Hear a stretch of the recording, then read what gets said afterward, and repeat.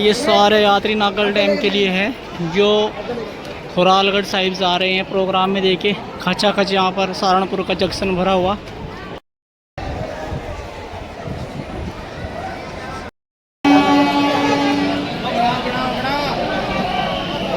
चलो चलो चलो चलो चलो चलो चलो भाई। सतनाम साहिब गुरु प्रेमियों आ चुके हैं नागल डैम से, नागल डैम पर, और हम बैठेंगे बस में खुरालगढ़ से और अंधेरा हो चुका है भाई। बड़ी परेशानी में बड़े बड़े आए हैं भाई, बैठने के लिए सीट भी नहीं। कोई बात नहीं, गुरु महाराज की सेवा में हम हाजिर हैं।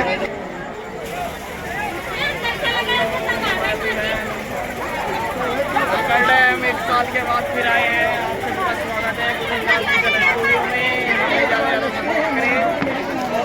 हमें देखिए भंडारे का सामान क्या कहने भाई, ये है सेवा भाई। सहारनपुर वालों की कोई बात नहीं है, पूरी ट्रेन भी अच्छी भाषा भरी हुई थी सहारनपुर वालों से।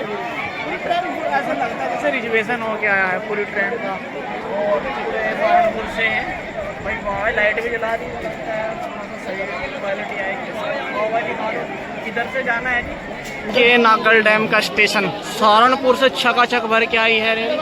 यह है सहारनपुर के श्रद्धालु जो संत शिरोमणि सतगुरु रविदास जी महाराज जी के पावन सत्संग में आते हैं हर साल से धूमधाम। 2 दिन यहाँ पर घूम के सत्संग सुन के फिर लौट जाते हैं। बड़ा ही देखे कितने श्रद्धालु बड़े श्रद्धा से अपनी पैकिंग का सामान लेके आए हैं 2 दिन के लिए, और खुरालगढ़ धरती पे जाएंगे अब बस से बैठ के। सतनाम सभी को सतगुरु रविदास कारों के साथ, शोर के साथ सभी श्रद्धालु जा रहे हैं। ये सारे खुरालगढ़ साइड के श्रद्धालु हैं जो सहारनपुर नागल डैम से आए हैं। जो सहारनपुर से 20 मिनट पे चलती है।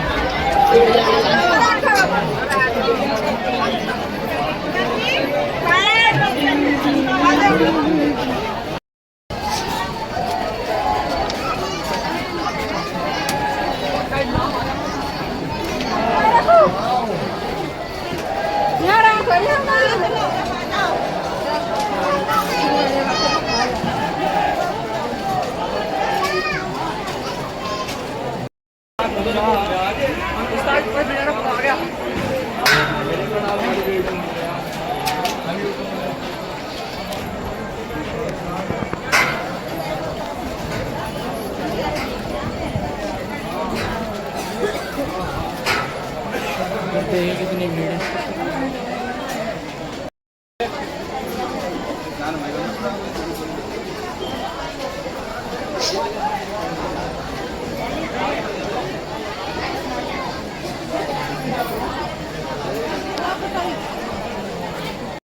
प्रेमियों, ये है नागल डैम का रेलवे स्टेशन जो नई तरीके से मॉडिफाई किया जा रहा है। पिछले साल इस वर्ष अच्छी डेकोरेट किया जा रहा है। और आप सभी से निवेदन है जो लोग यहाँ पर और आएंगे तो यहाँ से आपको इधर की ओर चलना है। हाँ जी हाँ जी। और इधर से ये बस मिलेंगे आपको जो सुबह को आएंगे। ये देखिए बस से आपका 40-50 रुपये का लगभग किराया होगा। आप यहाँ से जा सकते हैं खैरालगढ़ के लिए। घबराए नहीं, ये मत सोचे कि खैरालगढ़ नहीं आए हैं। नागल डैम के लिए जो सहारनपुर से बस आती है वो नागल डैम लग ही आती है। उसके बाद में आप खैरालगढ़ जाएंगे।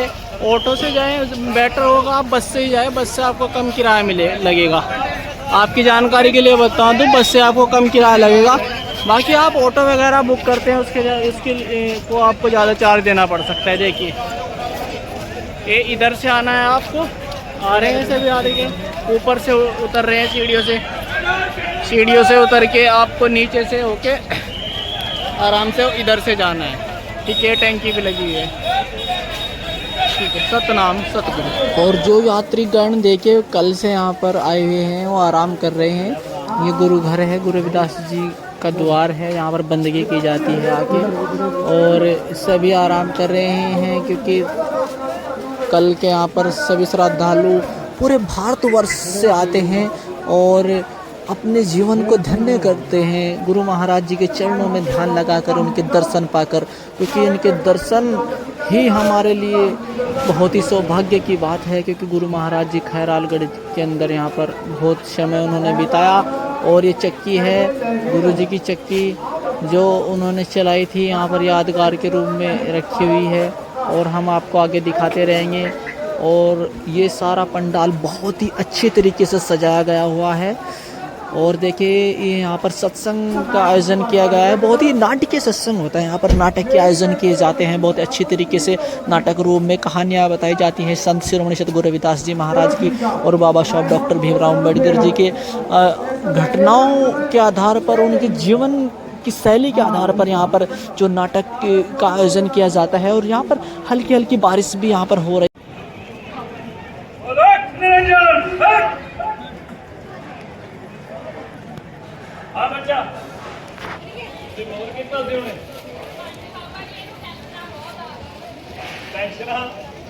टेंशन साडे नेड़े नेड़े नहीं खड़ दिया पिछे हो गए इनू टेंशन तेरे घरे सुख शांति बस साडी कृपा रहू सदा ही। हाँ भी तू दस भी की गल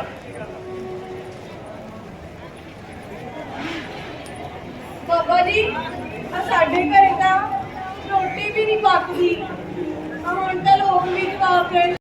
गुरु प्यारी साध संगत, आपने वीडियो में देख लिया होगा कितनी अच्छी तरीके से यहाँ पर नाटक का आयोजन किया जा रहा है।